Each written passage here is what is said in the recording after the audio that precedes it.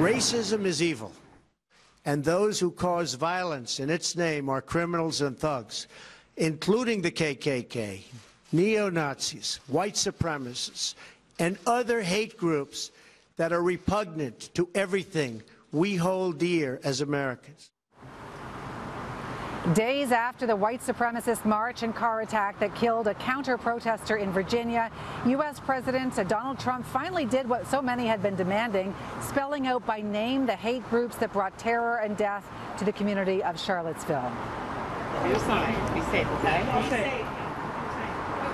Mourning and solidarity rallies in Charlottesville, Virginia tonight across the U.S. and even in Toronto in wake of a car attack that killed anti-nationalist protester Heather Heyer this weekend. James Alex Fields Jr. charged with running his car into a crowd of anti-fascist protesters in Virginia Saturday night.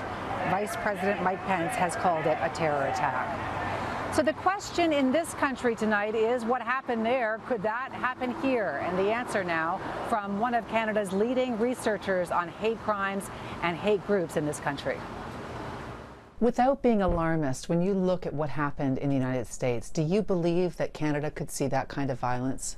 Yeah, we're going to have those clashes. I think we're going to see more unprovoked violence, but we're also going to see more clashes as these sorts of demonstrations emerge. We are going to see clashes, so there will be violence. Dr. Barbara Perry has been researching hate crimes and hate groups in Canada for the last 2 decades. She says a perfect storm is brewing in this country as emboldened far-right groups prepare to take to the streets. The counter-protesters are likely to be probably even in greater number than the white supremacists, but that's also, causes real potential and a real possibility for violence as they clash.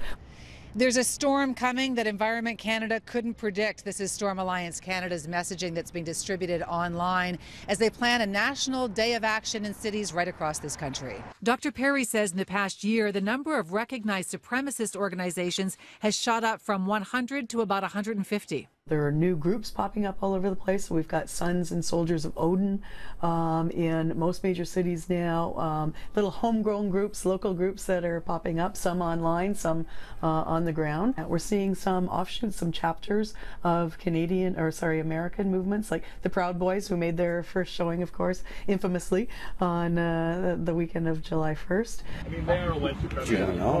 Like, we know what you're I don't gotta know somebody. No, I don't like them. Show us where white supremacists. Go away. We don't have to show you. The preppily dressed Proud Boys disrupt an Indigenous ceremony in Halifax on Canada Day. An anti-immigration rally in Toronto featuring the far-right Soldiers of Odin results in clashes with counter-protesters. Among the Canadian offshoots of U.S. groups, the 3%ers, who claim they are armed and ready for battle. These 3%ers, this militia group, who are taking their battle to the street, taking their language to the streets in these street patrols, these community watch programs that they're talking about. It's in a lot of Canadian cities now. 7 months ago, a man walked into this Quebec City mosque and opened fire during evening prayers, killing 6 and wounding 19 others. Dr. Perry says as the far right goes more mainstream, some will move away because of the violence, but those who are hardcore will see it as a call to arms. It may well sort of strengthen their resolve, that it's proof to them that, yes, our brothers, typically, some of our sisters, are willing to go to that length. And we should too. We should be prepared to give our lives or to take lives if necessary in order to restore, in this case, Canada or the U.S., whichever you want to say, to restore our country to its rightful people.